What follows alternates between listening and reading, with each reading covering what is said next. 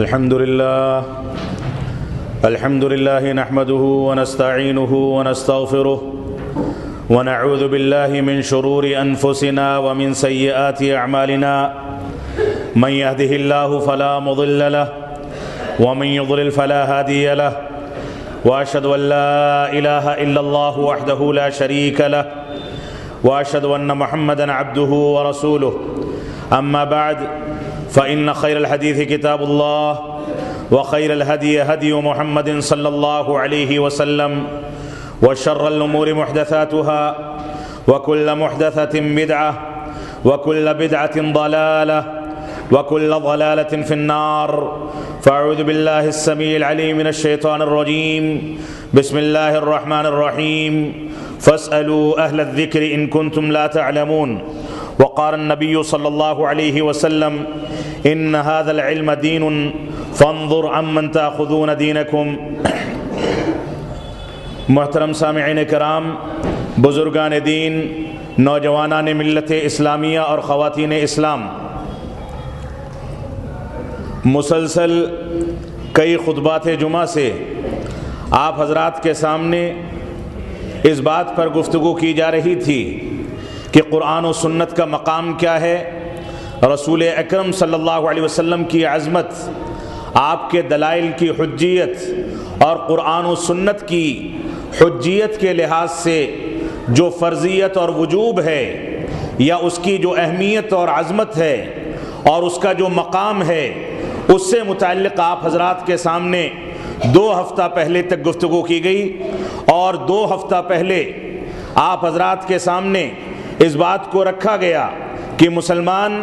کن لوگوں سے علم شریعت حاصل کریں، کن لوگوں سے قرآن و سنت کی تعلیم حاصل کریں، وہ کون سی شخصیات ہیں، وہ کون سے علماء کرام ہیں جن سے ہم کو دین اسلام سیکھنا چاہیے، دین اسلام کو پرکھنے کا طریقہ سیکھنا چاہیے، دین اسلام کی معلومات حاصل کرنی چاہیے۔ اس ضمن میں اختصار کے ساتھ آپ کے سامنے یہ بیان کیا گیا تھا کہ موجودہ دور میں سوشل میڈیا اور اسی طرح سے گوگل اور نہ جانے کون کون سے وسائل ایسے ہیں جس کے پیچھے ہم دوڑتے ہیں، ان پر اپنے بیانات اور وعظوں کو ڈالنے والے افراد جن کے ذریعے سے ہم علم شریعت کو حاصل کرتے ہیں، حقیقت یہ ہے کہ ان میں کی اکثریت صرف اس بنیاد پر قابل اعتماد سمجھی جاتی ہے کہ ان کو دیکھنے والی ایک بڑی تعداد ہے، ان کے ویورز یوٹیوب پر اور سوشل میڈیا پر جو چیز واضح ہوتی ہے اس کو دیکھ کر کے حق و باطل کی تشریح کی جاتی ہے اور اس کے ذریعے سے لوگوں کے درمیان تفریق کی جاتی ہے، جبکہ یہ بتایا گیا تھا کہ دین اسلام کبھی بھی اکثریت کو لے کر چلنے والا دین نہیں ہے۔ اسلام کو بیان کرنے والے، اسلام کی وضاحت کرنے والے، اسلامی تعلیمات کو ہمارے سامنے بیان کرنے والے چاہے کم ہوں یا زیادہ ہوں، یہ قابل اعتماد مسئلہ نہیں۔ اللہ رب العالمین نے اسی وجہ سے ابراہیم علیہ السلام کو ایک مکمل امت قرار دیا۔ اللہ رب العالمین نے ایسے انبیاء کرام بھی بھیجے جنہوں نے کئی 100 سال تک دعوت و تبلیغ کا کام کیا، توحید کے پیغام کو عام کیا، اللہ رب العالمین کی تعلیمات کو عام کیا، اللہ رب العالمین کی وحدانیت کا درس دیا، لیکن 9 سال تک دعوت و تبلیغ کرنے کے باوجود ان کے متبعین میں گنے چنے چند افراد تھے جن لوگوں نے ان کے اوپر ایمان کا اعلان کیا۔ تو یہ چیز ہمارے لیے حق کی دلیل نہیں کہ کس کے پیچھے لوگ کتنے دوڑتے ہیں، کس کو کتنا دیکھا جاتا ہے، کس کے کتنے فالوورز ہیں، یہ ہمارے لیے حق اور باطل کے درمیان تمیز کی دلیل نہیں ہے۔ حق و باطل کی تمیز یہ ہے، حق و باطل کا پیمانہ یہ ہے کہ انسان لومۃ لائم کے بغیر، کسی کے خوف کے بغیر، کسی سے ڈرے بغیر قرآن و سنت کی تعلیم کو ہمارے سامنے واضح کرتا ہو۔ انسان کی حق پر ہونے کی دلیل یہ ہے کہ وہ اللہ رب العالمین کی کتاب کو گہرائی کے ساتھ سمجھتا ہو۔ انسان کے حق پر ہونے کی دلیل یہ ہے کہ وہ سنت رسول کے مفہوم کو، اس کے مطالبات کو، اس کی کیفیات کو، اس سے متعلق صحابہ کرام نے جو شرح کی ہے ان چیزوں کو اچھی طرح سے جاننے والا ہو۔ لیکن بدقسمتی ایسی ہے کہ موجودہ دور میں قرآن مجید کی آیتوں کا ظاہری مفہوم ذکر کر کے، سنت رسول کے ظاہری مفہوم کا تذکرہ کر کے ہمارے دور میں ایسے بے شمار واعظین موجود ہیں، بے شمار دعات موجود ہیں جن کو قرآن و سنت کے ظاہری مفہوم کو بیان کرنے کی بنیاد پر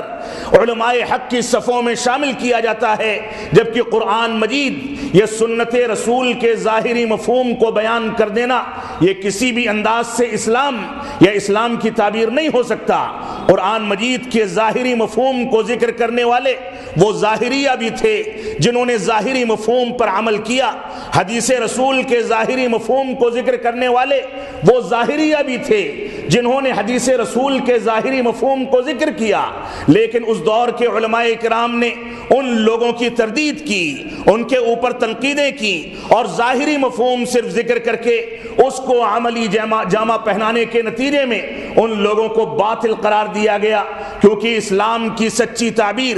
اسلام کے احکام و مسائل کی سچی تعبیر، اسلام کا صحیح معنی اور مفہوم، اسلام کی صحیح تفسیر، اسلام کی صحیح تشریح یہ ہے کہ انسان قرآن مجید کو اور رسول اکرم صلی اللہ علیہ وسلم کی ان سنتوں اور ان حدیثوں کو جو صحیح سند سے ثابت ہیں ان کو صحابہ کرام کے فہم پر سمجھے۔ عام طور سے جو لوگ قرآن مجید کی آیتوں کا مفہوم ذکر کرتے ہیں، جو لوگ حدیث رسول کا ظاہری مفہوم ذکر کرتے ہیں، وہ صحابہ کرام کی تفسیر سے واقف نہیں ہوتے، اور صحابہ کرام کی تفسیر وہی وہ پیمانہ ہے جس کے ذریعے سے قرآن و سنت کی سچی تعبیر و تفسیر یا سچی تشریح کی تعین کی جا سکتی ہے۔ بہت ایسا ہوتا ہے کہ قرآن مجید ظاہری لحاظ سے کچھ کہتا ہے، اس کا باطنی مفہوم کچھ اور ہوتا ہے، صحابہ کرام اس کی تفسیر کسی دوسرے انداز سے کرتے ہیں۔ اس وجہ سے ہماری ذمہ داری ہے کہ ہم قرآن مجید کو سمجھیں، سنت رسول کو سمجھیں، سنت رسول کے درمیان کھری اور کھوٹی حدیثوں کے درمیان تفریق کرنے کے ہنر کو سیکھیں، صحیح اور ضعیف حدیث کے فرق کو سیکھیں، موضوع اور ضعیف اور صحیح روایات کے فرق کو سیکھیں، حسن روایتیں اور صحیح روایتوں کی تفریق کو سیکھیں۔ ہم جانیں کہ اصول حدیث کیا ہیں، کون سے پیمانوں پر، کون سے ضوابط پر، کون سے اصولوں پر حدیث کو صحیح یا ضعیف کہا جاتا ہے۔ جب تک یہ پیمانہ نہ پرکھا جائے اور ان دونوں کی دونوں چیزوں پر صحابہ کرام کے فہم کو منضبط نہ کر دیا جائے، اس کے مطابق ان چیزوں کو سمجھنے کی کوشش نہ کی جائے، جب تک اسلام کی سچی تعبیر ہمارے سامنے نہیں آ سکتی۔ بہت ساری ایسی چیزیں ہیں جس میں سنت رسول کچھ کہتی ہے اور قرآن مجید نے کچھ اور کہا ہے۔ اللہ رب العالمین نے سنت رسول کو قرآن مجید کے لیے ناسخ قرار دیا، اس کی تفسیر و شرح قرار دیا۔ بسا اوقات قرآن مجید کو یہ حکم دیتا ہے، اللہ رب العالمین اپنے رسول کی زبانی سنت صحیحہ کے ذریعے قرآن مجید کے اس حکم کو منسوخ کر دیتا ہے۔ بسا اوقات حدیث رسول میں کچھ کہا جاتا ہے، اللہ رب العالمین قرآن مجید کے ذریعے اس کو منسوخ کر دیتا ہے۔ بسا اوقات ان دونوں چیزوں میں سے کوئی ایک چیز دوسری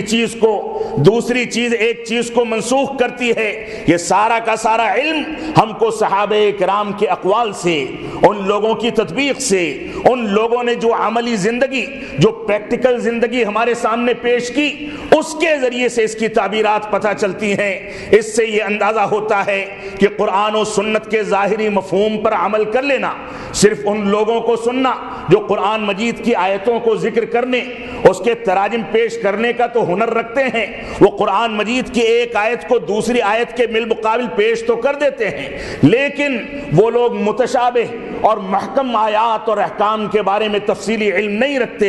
وہ لوگ اصول حدیث سے واقف نہیں، وہ لوگ اصول تفسیر سے واقف نہیں، وہ لوگ صحابہ کرام کے اقوال کی گہرائی سے واقف نہیں۔ اس طرح کے لوگوں سے علم شریعت حاصل کرنا یہ نادانی ہے۔ علم شریعت کا ظاہری حصہ، عام فہم مسائل تو ہمارے پاس آ جاتے ہیں، ہمارے اندر دینداری تو بیدار ہو جاتی ہے، ہم نمازیں تو ادا کرنے لگتے ہیں، ہم تلاوت کلام پاک کی جانب تو راغب ہو جاتے ہیں، ہم صدقات و خیرات میں حصہ تو لینے لگتے ہیں، ہم دوسروں کے ساتھ خیر خواہی کرنے لگتے ہیں، لیکن ہماری مثال اسی طرح سے ہو جاتی ہے جیسا کہ اللہ کے نبی صلی اللہ علیہ وسلم نے ارشاد فرمایا کہ تم آنے والے دور میں ایسے افراد دیکھو گے، صحابہ کرام سے فرمایا کہ جن کی نمازیں تمہیں اپنی نمازوں سے زیادہ بھاری لگیں گی، جن کی عبادات تم کو اپنی عبادات سے زیادہ گہری اور زیادہ خشوع و خضوع پر مبنی لگیں گی، لیکن وہ لوگ جب کھڑے ہوں گے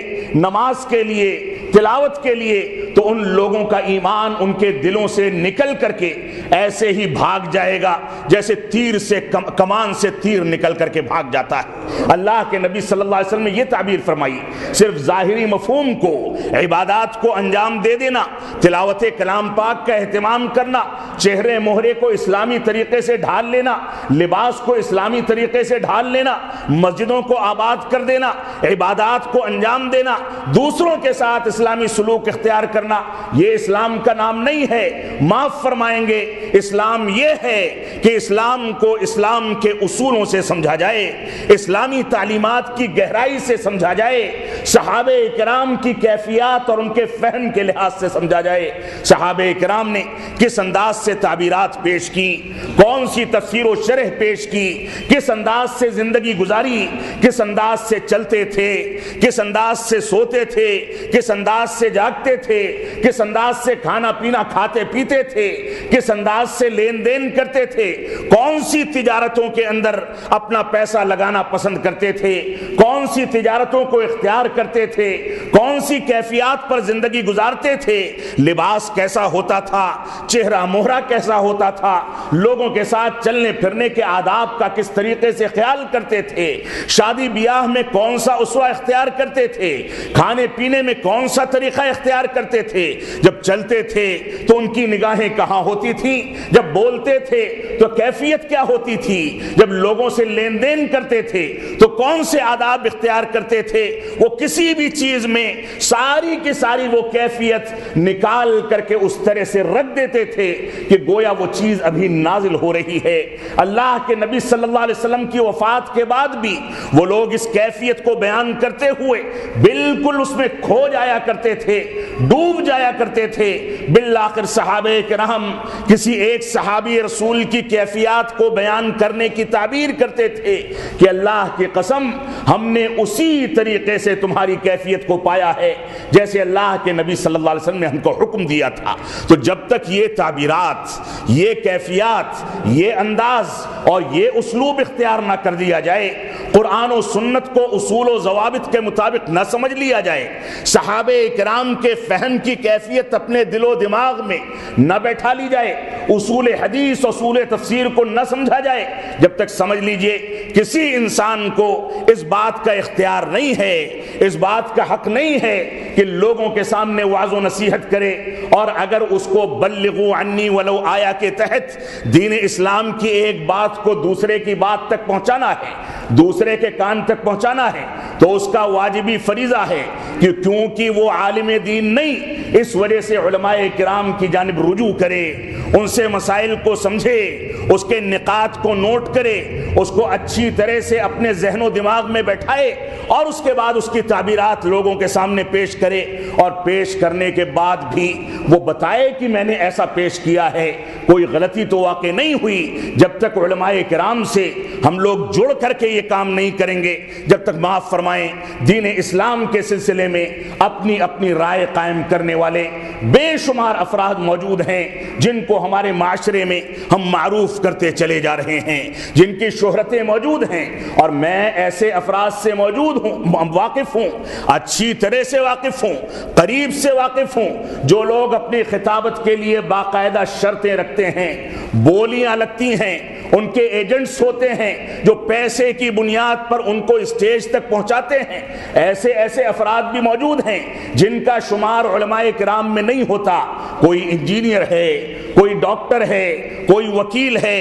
کوئی ایڈوکیٹ ہے، کسی کو شوق پیدا ہو گیا، اس کے باوجود جب وہ کسی مجلس میں جاتے ہیں تو ان کے نخرے اور ان کے شرائط آپ دیکھ لیں، کئی صفحات میں ہوٹلوں کی کیٹیگری اور ہوائی جہاز سے چلنے کی کیٹیگری اور ریلوے کے سفر کے سلسلے میں قید و بند اور کتنے پیسے لیے جائیں گے، کون کون سے کھانے کو پیش کیا جائے گا، کس انداز سے کھانے پینے کا انتظام کیا جائے گا، ان کے ساتھ ان کے کتنے چیلے ہوں گے جن کے لیے اس انداز کا روم ہو، اس انداز کے کھانے پینے ہوں، یہ ساری کی ساری کیفیات، یہ سارا کا سارا بوال، یہ ساری کی ساری ہلاکتیں، یہ سارے کے سارے فتنے میں نے اپنی آنکھوں سے دیکھے ہیں۔ معاف فرمائیں گے، اس طریقے سے دین اسلام کی دعوت و تبلیغ کی گئی تو گویا ہم دین اسلام کی آیتوں کا،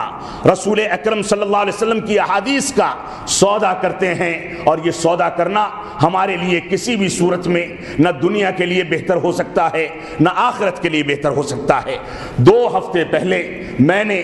رسول اکرم صلی اللہ علیہ وسلم کی حدیث مبارکہ ان ھذا العلم دین فانظروا عمن تاخذون دینکم، یہ دین تمہاری، یہ علم تمہارا دین ہے، لہذا جن لوگوں سے تم لوگ دین حاصل کرتے ہو ان کی شخصیات پر، ان کی کیفیات پر، ان کے علم پر، علم کی گہرائی پر، ان کے طریقے استدلال پر، متشابہ اور محکم آیات کے درمیان تفریق کرنے کی صفت پر، ساری کی ساری چیزوں پر تم لوگ غور کر لیا کرو۔ اس حدیث مبارکہ کی روشنی میں آپ حضرات کے سامنے 2 ہفتہ پہلے ایک تفصیلی بیان دیا گیا تھا کہ ہم کو کن لوگوں سے علم شریعت حاصل کرنا چاہیے۔ اس 2 ہفتے کے درمیان بے شمار میسجز آئے، بے شمار لوگوں نے سوال کیا، بہت سارے لوگ یہ پوچھنا چاہتے ہیں کہ ہم فلاں کی تقریر سن سکتے ہیں کہ نہیں سن سکتے، فلاں کا یوٹیوب پر بیان سن سکتے ہیں کہ نہیں سن سکتے، فلاں سے سوال کر سکتے ہیں کہ نہیں کر سکتے۔ میں نے کہا کہ اللہ کے واسطے مجھے معاف کیا جائے، میں کسی شخصیت پر یا کسی کے اوپر جان بوجھ کر کے یا اس کا نام لے کر کے کوئی تعین کر کے اپنے آپ کو متنازع نہیں بنانا چاہتا، لیکن آپ کے سامنے ایک ضابطہ ہے، آپ کے سامنے ایک اصول ہے، آپ کے سامنے ایک کیٹیگری ہے۔ شریعت اسلامیہ نے، دین اسلام نے، رسول اکرم صلی اللہ علیہ وسلم نے، قرآن مجید نے، صحابہ کرام نے جس طرح کے لوگوں سے علم حاصل کیا، اس طرح کے لوگوں سے علم حاصل کرنے کی کوشش کی جائے، اس پیمانے پر ان واعظوں کو، ان خطیبوں کو تولا جائے۔ اگر اس پیمانے پر وہ لوگ اترتے ہیں تو ان سے علم حاصل کرنا صحیح ہوگا، نہیں اترتے ہیں تو ایسی صورت میں ان لوگوں سے علم حاصل کرنے کو نظر انداز کرنا ہمارے مسلمانوں کی ذمہ داری ہے۔ لیکن بدقسمتی ایسی ہے کہ آج کے جاہلانہ دور میں، آج کے پرفتن دور میں، اور جہاں علم کی گہرائیوں کے بجائے جہالت کی گہرائیوں نے ہم کو آ کر کے دبوچ لیا ہے، جہاں ہم بڑی آسانی کے ساتھ دن بھر کے 24 گھنٹے میں صرف 5 منٹ کے اندر ایک بیان سن کر کے اپنے اسلام کو حاصل کرنا چاہتے ہیں، جہاں ہم آسان طلبی اور آسان پرستی کے اپنے آپ کو اس کے حوالے کر چکے ہیں۔ ہم نہیں چاہتے کہ دین اسلام کے لیے وقت نکالیں، ہم نہیں چاہتے کہ علماء کرام کی صحبت میں بیٹھیں، ہم نہیں چاہتے کہ قرآن و سنت کا ان کتابوں سے مطالعہ کریں جو کتابیں مصادر و مراجع کی کتابیں ہیں، ہم نہیں چاہتے کہ ان کتابوں کے تراجم خریدیں، ہم نہیں چاہتے کہ ان کتابوں سے استفادہ کریں، علماء کرام سے استفادہ کریں جن لوگوں نے اس دین کو دین کے اصولوں سے سیکھا ہے۔ تو ایسی صورت میں ہمارے لیے حقیقت میں آزمائش آئے گی، ہم بڑی آسانی کے ساتھ دین کو ملیا میٹ کر دیتے ہیں، ہم بڑی آسانی کے ساتھ دین کو حاصل کرنا چاہتے ہیں، اس وجہ سے دین ہمارے گھٹیوں میں نہیں پڑتا ہے، ہمیں وقت نکالنا ہوگا، ہمیں قربانی دینی ہوگی۔ اگر ہم 23 گھنٹے 24 گھنٹے کے اندر سوتے بھی ہیں، بیدار بھی ہوتے ہیں، کماتے بھی ہیں، اپنی صحت و تندرستی کا خیال بھی کرتے ہیں، سودا سلوک بھی کرتے ہیں، بازار بھی جاتے ہیں، تو ہم اس چیز کو کیوں بھول جاتے ہیں جو چیز رب کائنات نے ہمارے پیدائش کے مقصد میں داخل کر دی؟ اللہ رب العالمین نے ہمیں محض اپنی عبادت کے لیے پیدا کیا، تو جس طرح سے بازار کے لیے وقت نکالا جائے، جس طرح سے صحت و تندرستی کے لیے وقت نکالا جائے، جس طریقے سے اپنی ملازمت اور کمانے کے لیے وقت نکالا جائے، جس طرح سے سونے اور بیدار ہونے کے لیے وقت نکالا جائے، جس طرح سے بینک بیلنس کے لیے وقت نکالا جائے، جس طرح سے گاڑی گھوڑے خریدنے، مکانات تعمیر کرنے کے لیے وقت نکالا جائے، عین انصاف یہ ہے کہ ہمیں دین اسلام کے لیے بھی وقت نکالنا ہوگا، اس کو بھی اپنی زندگی کا لازمی حصہ سمجھنا ہوگا۔ یہ انصاف کی بات نہیں کہ اس کو بڑے آرام کے ساتھ چلتے پھرتے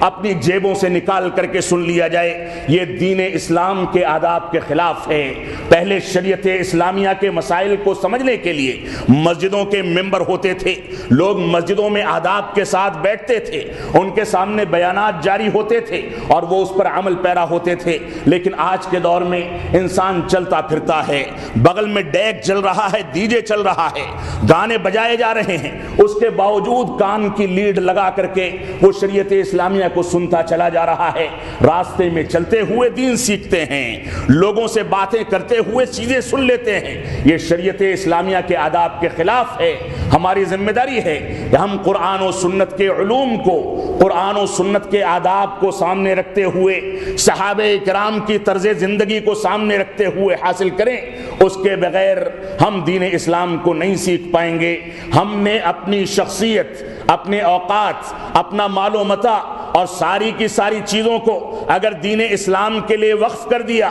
دین اسلام کے حوالے کر دیا، تب دین اسلام کا کچھ وقت ہم کو ملے گا، کچھ سرمایہ ہم کو ملے گا، ورنہ دین اسلام اتنی آسانی سے ملنے والی اور اتنی آسانی سے حاصل ہونے والی چیز نہیں ہے۔ اللہ رب العالمین ہم کو اس کے لیے وقت نکالنے، محنت و جستجو کرنے کی توفیق عطا فرمائے۔ علماء کرام جن کے بارے میں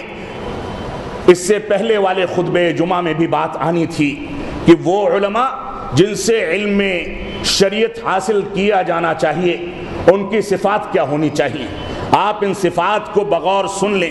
ان صفات کو اپنی گھٹیوں میں بیٹھا لیں کہ وہ علماء کرام جس کو قرآن مجید علماء ربانی کے نام سے یاد کرتا ہے، ایسے علماء جو رب کائنات کے علماء ہیں، ایسے علماء جو اللہ رب العالمین کی آیات سے واقف ہیں، ایسے علماء جو اللہ رب العالمین کے احکام و مسائل سے واقف ہیں، وہ علماء ربانیین جو اللہ رب العالمین کا خوف رکھتے ہیں، اس کا تقوی رکھتے ہیں، اس سے ڈرتے ہیں، اس کی خشیت رکھتے ہیں، ان علماء کرام کی صفات کیا ہیں جن سے ہم کو علم حاصل کرنا چاہیے۔ سب سے بنیادی چیز اور پہلا مسئلہ یہ ہے کہ وہ علماء کرام امن کے حالات میں اور خوف کے حالات میں،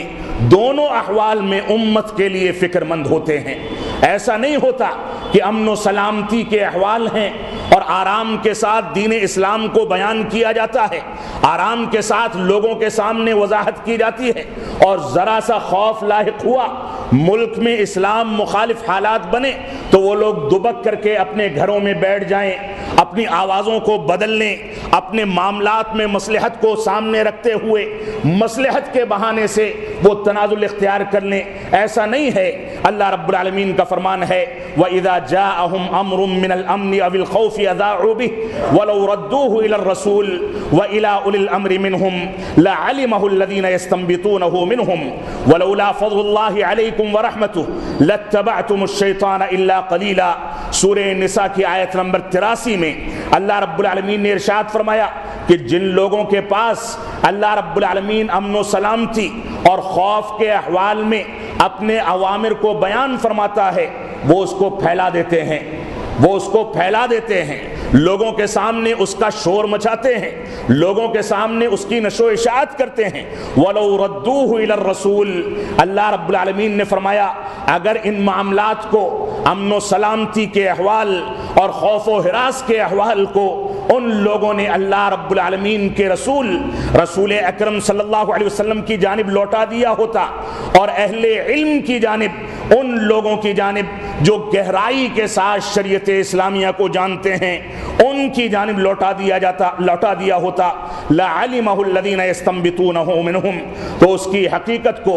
وہ لوگ جو علم رکھتے ہیں ان کے سامنے واضح کر دیتے، ان کے سامنے بیان کر دیتے کہ خوف کے احوال میں ہماری ذمہ داریاں کیا ہیں،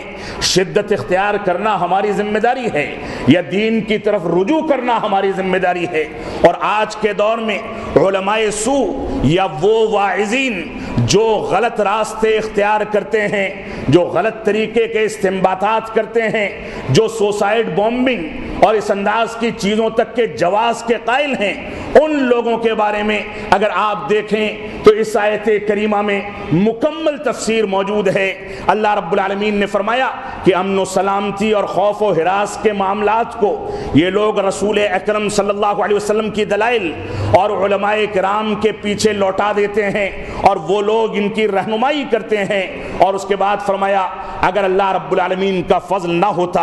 اور اس کی رحمت ان لوگوں پر نہ ہوتی تو یہ لوگ شیطان کے پیروکار ہو جاتے اور شیطان ان کو گمراہ کر دیتا۔ موجودہ دور میں سوشل میڈیا پر ایک چھوٹا سا نقطہ چلتا ہے، لاکھوں کروڑوں لوگ ایک دن میں اس کو دیکھ لیتے ہیں، کسی کو اس بات سے واسطہ نہیں کہ جو بات کہی گئی ہے وہ صحیح ہے کہ غلط ہے۔ سوشل میڈیا پر جھوٹی خبریں سعودی عرب کے بارے میں، اہل توحید کے بارے میں، متبعین رسول کے بارے میں پھیلا دی جائیں، اور صحابہ کرام کو گالیاں دینے والوں کے بارے میں غلط انداز کی رپورٹنگ کر کے ان کو اسلام اور اہل اسلام سے محبت کرنے والا بتا دیا جائے، ہم اس پر یقین کر کے بیٹھ جاتے ہیں۔ ہم کو حقیقت سے کوئی واسطہ نہیں، اس کی تحقیق سے کوئی واسطہ نہیں۔ سوشل میڈیا نے ہمارے دل و دماغ کو گمراہ کر کے رکھ دیا۔ سوشل میڈیا کے ذریعے ہم نے دن کو رات اور رات کو دن تسلیم کر لیا، جھوٹ کو سچ اور سچ کو جھوٹ تسلیم کر لیا، حقیقت کو باطل اور باطل کو حقیقت تسلیم کر لیا۔ یہ سوشل میڈیا کا کمال ہے۔ آپ دیکھیں وہی میڈیا جو میڈیا بابری مسجد کے بارے میں صحیح رپورٹنگ نہیں کر سکتا، وہ میڈیا جو مسلمانوں کے خلاف دنوں رات جھوٹ اگلتا ہے، وہ میڈیا جو بدعات اور خرافات کا پروپیگنڈا کرتا ہے، وہ میڈیا جو مسلمان اور اسلام کے حق میں ایک کلمہ نہیں بول سکتا، وہی میڈیا اگر مسلکی تنازع پیدا کرے، وہی میڈیا ایک مسلمان کے گروپ کے خلاف دوسرے مسلمانوں کو ابھارے، تو ہمارے مولوی حضرات اس کے اوپر بیٹھ کر کے اپنا آنند حاصل کرتے ہیں، لطف اندوزی حاصل کرتے ہیں، اور اس کے بعد اس کو ساری دنیا میں پھیلایا جاتا ہے۔ یہ بھول جاتے ہیں کہ یہ میڈیا جس مقصد کے تحت ایسا کرتا ہے اس کے مقصد اہل اسلام کے حق میں نہیں بلکہ اس کے خلاف ہیں۔ تو اس آیت کریمہ میں اللہ رب العالمین نے ان ساری کی ساری چیزوں کو واضح کر دیا کہ امن و سلامتی کے حالات ہوں یا خوف و ہراس کے حالات ہوں، ہماری ذمہ داری یہ ہے کہ ہم سنت رسول کے مطابق چلیں۔ ہماری ذمہ داری یہ ہے کہ علماء ربانیین سے اپنے مسائل کو پوچھیں، ان کی رہنمائی حاصل کریں، اور اس رہنمائی میں اپنے دین کے اور دنیا کے فیصلے لیں۔ یہ ہماری ذمہ داری ہے۔ اسی طرح سے دوسری صفت جو علماء کرام کی ہے وہ یہ کہ علماء کرام ہمارے لیے قدوہ اور نمونہ ہوتے ہیں، اسوہ ہوتے ہیں۔ وہ رسول اکرم صلی اللہ علیہ وسلم کے منہج اور طریقے کو اپنانے والے، صحابہ کرام کے طریقے پر چلنے والے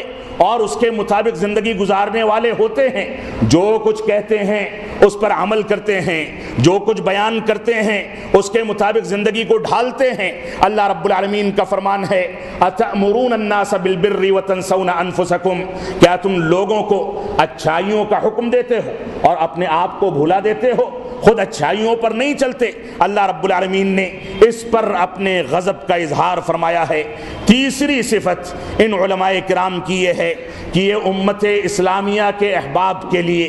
امت اسلامیہ کے افراد کے لیے رحیم و شفیق ہوتے ہیں۔ ان کے اندر کا کوئی انسان گناہ کر جائے، کسی انداز کا کوئی غلط مسئلہ اختیار کر لے، کوئی حماقت کر لے، کسی گناہ کا ارتکاب کر لے، تو اس کے باوجود اس کو سمجھاتے ہیں، اس سے براءت کا اظہار نہیں کرتے، اس سے دوری اختیار نہیں کرتے، بلکہ اس کے باوجود اس کے ساتھ رحیم و شفیق ہوتے ہیں، تاکہ اپنے سلوک، اپنے وطیرے، اپنی شفقت کے ذریعے اس کو دین اسلام کی جانب بلائیں، دین اسلام کے پلیٹ فارم پر بلا کر کے اس کے مطابق اس کو ڈھالنے کی کوشش کریں۔ وہ آئے، ان کے ساتھ بیٹھے اٹھے، ان کی صحبت اختیار کرے اور ان کے لیے دعائیں کرے، ان کے مطابق چلے۔ یہ تیسری صفت ہے۔ اللہ رب العالمین کا فرمان ہے وَمَا أَرْسَلْنَاكَ إِلَّا رَحْمَةً لِّلْعَالَمِينَ، اے اللہ کے نبی صلی اللہ علیہ وسلم، ہم نے آپ کو تمام جہانوں کے لیے رحمت بنا کر کے بھیجا۔ اور صحیح مسلم کی روایت ہے کہ بشروا ولا تنفروا، اے لوگو تم لوگ بشارت دینے والے بنو نفرت پھیلانے والے نہ بنو، بشارت دینے والے،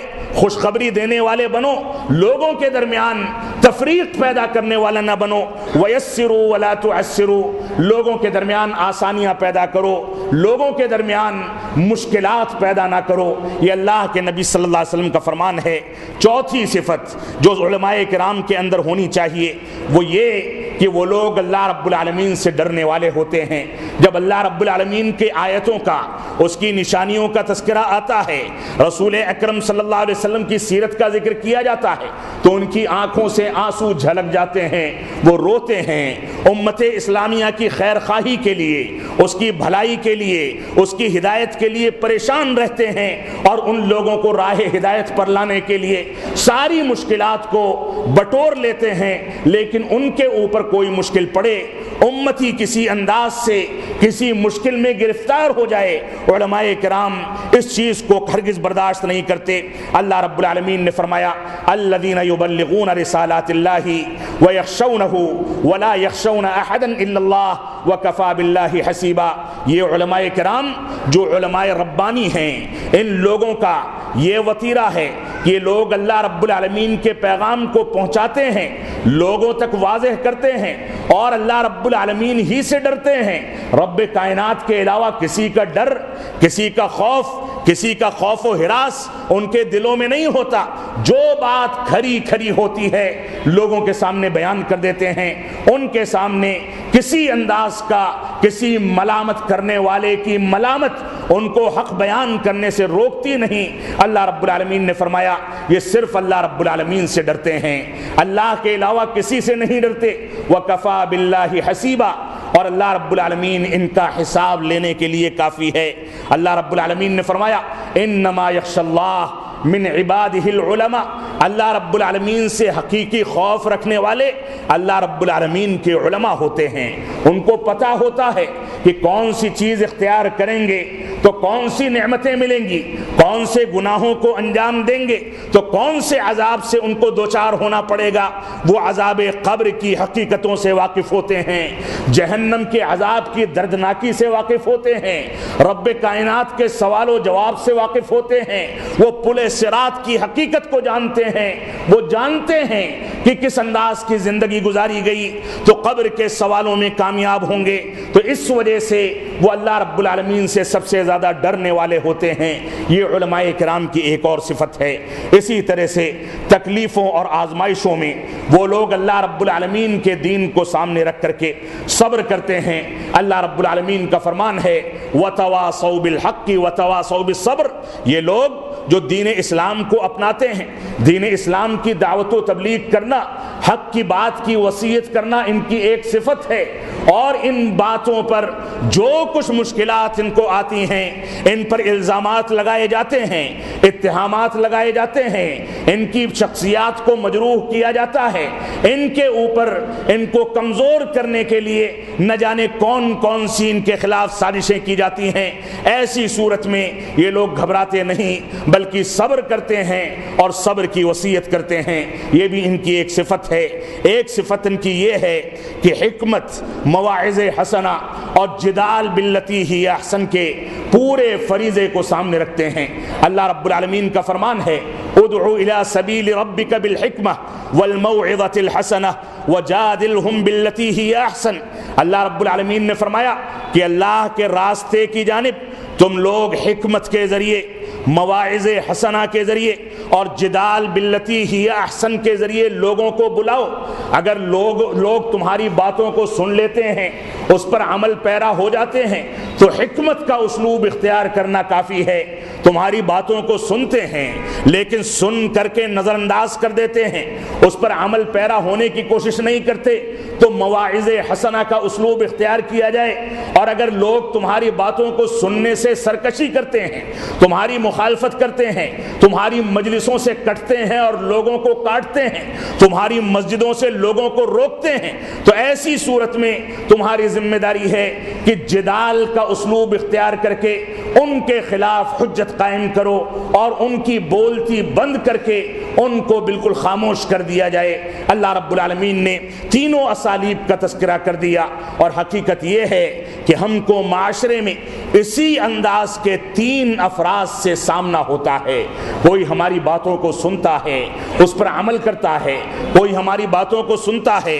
لیکن عمل نہیں کرتا، کوئی ہماری باتوں کا اختلاف کرتا ہے، اس سے سرکشی کرتا ہے۔ تینوں اسالیب کو اللہ رب العالمین نے اس عظیم آیت کریمہ جو سورہ نحل کی آیت ہے اس کے اندر ذکر فرما دیا۔ اس وجہ سے ہماری ذمہ داری ہے کہ ہم فہم پیدا کریں، فہم و استنباط کے ذریعے دین اسلام کی شرح کریں، اور ان علماء کرام کو اختیار کریں جو ان تینوں اسالیب کی تمام حقیقتوں سے واقف ہوں اور اس کے مطابق زندگی گزارتے ہوں۔ 7ویں چیز یہ ہے کہ تعلیم و تزکیہ، ان لوگوں نے علم حاصل کیا ہو، بڑے علماء کرام کی مجلسوں میں بیٹھے ہوں، یا موجودہ دور میں مدارس اسلامیہ میں باقاعدہ علم تفسیر اور علم حدیث کو حاصل کرنے کے لیے داخلہ لیا ہو، ان کے سامنے تزکیہ ہو، شہادتیں ہوں، ان کے سامنے سندیں ہوں، وہ ساری کی ساری چیزیں جن کو علماء کرام کی ایک ٹیم ان کے بارے میں یہ تصدیق کر کے ان کے حوالے کر دے کہ اس طالب علم کے اندر اب اتنی جرت ہے، اب اتنا ملکہ ہے کہ دین اسلام کی تعبیرات پیش کر سکتا ہے، ان لوگوں سے علم حاصل کرنا یہ ہماری ذمہ داری ہے۔ تو تعلیم و تزکیہ اور علماء کرام ایک دوسرے کا تزکیہ کریں۔ اللہ رب العالمین کا فرمان ہے هو الذی بعث فی الامیین رسولا منہم یتلو علیہم آیاتہ ویزکیہم ویعلمہم الکتاب والحکمہ وان کانوا من قبل لفی ضلال مبین۔ سورہ جمعہ کی آیت کریمہ ہے۔ اللہ رب العالمین نے رسول اکرم صلی اللہ علیہ وسلم کو ناخواندہ لوگوں کی جانب بھیجا، ان کے درمیان مبعوث فرمایا، اور ان کے درمیان رسول اکرم صلی اللہ علیہ وسلم آیتوں کی تلاوت کرتے ہیں، ان کو پاک کرتے ہیں، ان کا تزکیہ کرتے ہیں، ان کو قرآن مجید سکھاتے ہیں، اور حکمت کی باتیں یا سنت رسول کی باتیں سکھاتے ہیں۔ وَإِن كَانُوا مِن قَبْلُ لَفِي ضَلَالٍ مُبِينٍ، اس سے پہلے یہ لوگ واضح گمراہی میں تھے، لیکن قرآن و حکمت کے ذریعے، قرآن و سنت کے ذریعے، صحیح احادیث کے ذریعے اور قرآن مجید کی آیات کے ذریعے ان لوگوں کو راہ ہدایت ملی۔ اسی طرح سے 8ویں صفت یہ ہے کہ اللہ کے احکامات اور فتاوے کی ذمہ داری ان لوگوں کو دی گئی ہے جو لوگ قرآن و سنت کو، اجماع امت کو اہل علم کے مشورے سے لوگوں کے سامنے فہم سلف صالحین کے مطابق بیان کرتے ہیں۔ اور اسی طرح سے ایک صفت یہ ہے کہ مخالفین جو ہیں دین اسلام کے، شریعت اسلامیہ کے، ان لوگوں کو اچھی طریقے سے گھیرتے ہیں، ان کا جواب دیتے ہیں، ان کے مواقف کو بیان کر کے لوگوں کو اس سے متنبہ کرتے ہیں، دور رہنے کی تلقین کرتے ہیں۔ یہ بھی علماء حق کی ایک صفت ہے، حالات میں ڈھل جانا، ابن الوقتی کی صفت کو اختیار کر لینا، جیسا دیش ویسا بھیس اختیار کر لینا، لوگوں کا چہرہ دیکھ کر کے اپنے موقف کو تبدیل کر لینا، یہ علماء حق کی صفت نہیں ہے۔ علماء حق نہ کسی سے ڈرتے ہیں، نہ کسی ملامت کرنے والے کی ملامت کا خیال کرتے ہیں، بلکہ وہ واضح طریقے سے دین اسلام کو ہر جگہ بیان کرتے ہیں۔ اللہ رب العالمین نے آگے فرمایا، اللہ رب العالمین کا فرمان ہے یا ایھا الرسول بلغ ما انزل الیک من ربک وان لم تفعل فما بلغت رسالتہ واللہ یعصمک من الناس ان اللہ لا یہدی القوم الکافرین۔ اللہ رب العالمین کا فرمان ہے اے نبی آخر الزماں، آپ اللہ رب العالمین کے دین کو لوگوں تک پہنچا دیں، اور اگر آپ نے دین کو نہیں پہنچایا تو گویا آپ نے رسالت کا حق ادا نہیں کیا، اور اگر رسالت کا حق ادا نہیں کیا تو اللہ رب العالمین نے خود فرمایا کہ آپ کے اعمال تباہ و برباد کر دیے جائیں گے۔ اور اس کے بعد فرمایا واللہ یعصمک من الحق من الناس، اللہ رب العالمین آپ کے دین اسلام کو بیان کرنے، حق کی باتوں کو بیان کرنے کے نتیجے میں لوگوں کی مخالفت سے آپ کو محفوظ کر دے گا، آپ کا کوئی بال بیکا نہیں کر سکتا، حقیقت بیان کرنے والوں کی مخالفت ضرور ہوتی ہے، لیکن کوئی ان کو روک نہیں پاتا، کوئی ان کو باز نہیں کر پاتا، کوئی ان کو دین اسلام اور حق بیان کرنے سے دور نہیں کر پاتا۔ اس وجہ سے ہماری ذمہ داری ہے کہ ہم ایسے علماء کرام سے استفادہ کریں۔ علماء کرام نے، صحابہ کرام نے اس آیت کریمہ کی تفسیر میں دو بنیادی چیزوں کا تذکرہ کیا۔ ایک تو یہ کہ حق کو بیان کرنا علماء حق کی ذمہ داری ہے، اور باطل کی تردید کرنا یہ بھی علماء حق کی ذمہ داری ہے۔ اللہ رب العالمین کا فرمان ہے وَلَا يَخَافُونَ لَوْمَةَ لَائِمٍ، وہ کسی کی ملامت سے گھبراتے نہیں۔ اسی طرح سے وہ لوگ قرآن و سنت کو سلف صالحین کے فہم پر ذکر کرتے ہیں، وہ معاصیات سے، برائیوں سے دور رہتے ہیں، اچھائیوں کو اختیار کرتے ہیں، اور بدعات و ضلالات اور گمراہی کے تمام کاموں، جہالت کے تمام کاموں سے اپنے آپ کو دور رکھتے ہیں۔ اور ان کی ایک بنیادی صفت یہ ہے کہ وہ متشابہ اور محکم آیات کے درمیان اور مسائل کے درمیان تفریق کرنے والے ہوتے ہیں۔ اسی وجہ سے عبداللہ بن مسعود رضی اللہ تعالیٰ عنہ نے فرمایا کہ اگر کسی کو عبرت حاصل کرنی ہے، کسی کو دین حاصل کرنا ہے، تو ان لوگوں سے حاصل کرے جو گزر چکے ہیں۔ اولئک اصحاب محمد صلی اللہ علیہ وسلم، جو گزر چکے وہ صحابہ کرام تھے۔ صحابہ کرام جو دین میں گہرے تھے، تکلفات نہ کرنے والے، دین اسلام کو بیان کرنے والے، نماز کی کیفیات میں کب انگلیاں پھیلی رہیں، کب آپ کی انگلیاں ملی رہیں، کب تھوڑا سا فاصلہ رہا، نگاہیں کہاں تھیں، کیفیات کیا تھی، مسجد میں داخل کیسے ہوتے تھے، نکلتے کیسے تھے، اللہ اکبر کتنے زور سے کہتے تھے، تلاوت کتنی طویل کرتے تھے، آمین کہنے کی کیفیت کیا ہوتی تھی، رفع الیدین کی کیفیت کیا ہوتی تھی، یہ ساری کی ساری چیزیں صحابہ کرام نے دقت نظری کے ساتھ، علم کی گہرائی کے ساتھ بیان کی ہیں۔ اس وجہ سے ہمارے سامنے علماء کرام سب سے بڑا اسوہ اور نمونہ ہیں۔ اللہ رب العالمین ہم کو قرآن و سنت کے مطابق صحیح انداز سے قرآن و سنت کی پیروی، اس کے اصولوں کے مطابق، صحابہ کرام کے فہم کے مطابق کرنے کی توفیق عطا فرمائے۔ ہم جب تک جئیں تب تک اسلام پر جئیں، جب ہمارا خاتمہ ہو تو ایمان پر ہو۔ بارک اللہ لنا ولکم فی القرآن المجید ونفعنی وإیاکم بالآیات والذکر الحمید، انہ تعالی جواد کریم ملک بر الرؤوف الرحیم۔